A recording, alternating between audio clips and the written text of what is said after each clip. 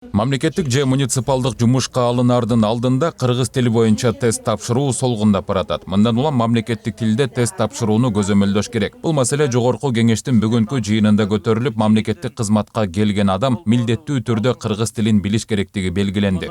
Тесттерди тапшырганда министрлердин азы тапшырбай калды деп айтып атпайсыңар. Ошо тесттерди тапшырганда тесттердин бир мамлекеттик тилде болобу азыр?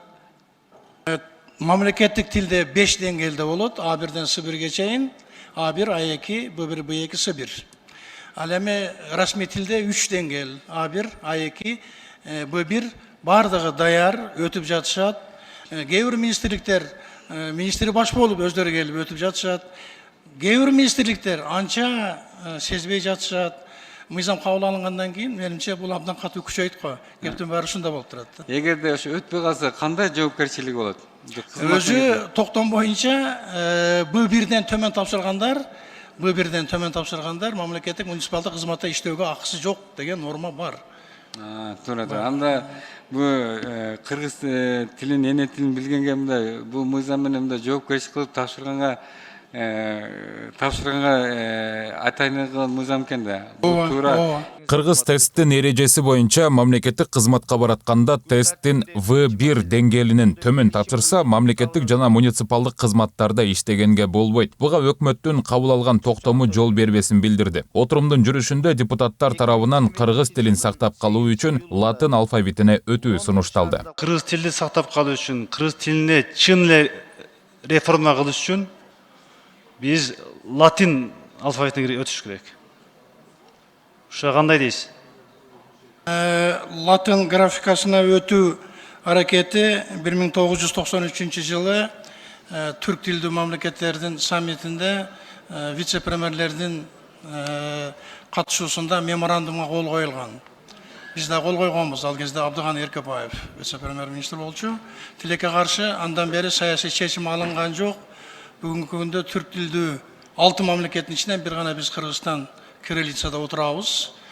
Эгерде бийликтин маанилүү бутактарынын бири болгон жогорку кеңеш дагы чечим кабыл алып, жана башка президент өзү баш болуп саясий чечимдер кабыл алынган болсо, анда биздин интеллигенция, биздин окумуштуулар латын графикасын өткөнгө даяр эле бир нече варианттар жасалып атат. Тил бул элдин байлыгы болгондуктан аны өнүктүрүүгө каражат үнөмдөлбөш керек. Мындан улам төрага Нурланбек Шакиев мамлекеттик тилдин өнүгүүсүнө акчаны аябоого чакырды. Жанатан бери суроолор болуп атат. Бюджеттен акча каражаты талап кылынат. Коркпой эле айткыла талап кылынат деп. Тилден аябыз бу мамлекеттик тилден.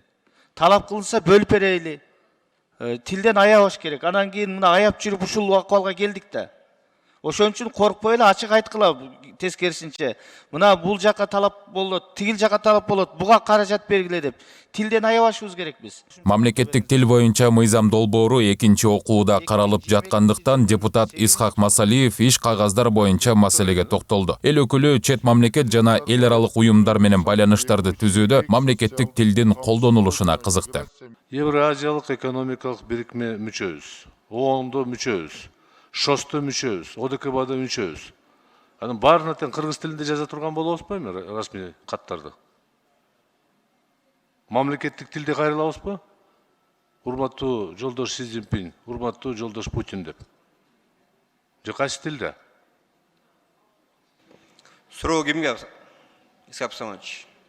Комитеттин төрайымы да? Исхак Абсаматович, 10 берене боюнча Чөбековдун сунушу болгон түзөтүүсүн киргизгенбиз. Жарандар мамлекеттик органдарга жана жергиликтүү өз алдынча башкаруу органдарына, ишканаларга, мекемелерге жана уюмдарга мамлекеттик же расмий тилдерде кайрылууга укуктуу деп. Жарандарын кайрылууларына жооптор кайрылуунун тилинде берилет деп. Кыргыз тилин өнүктүрүүдө көйгөйлөр бар экени жашыруун эмес. Андыктан реформа маселеси учурдун талабы. Мындан улам парламентарийлер аталган мыйзам долбоору кыргыз тилин өнүктүрүүгө багытталганын, ошол эле учурда бул башка тилдерди басмырлоо эмес экендигин белгилешти. Жыйынтыгында мыйзам долбооруна добуш берилип, экинчи окууда колдоо тапты. Мирлан Маматалиев, Акылай Маратова, Самаган Аттокоров, Нью ТВ.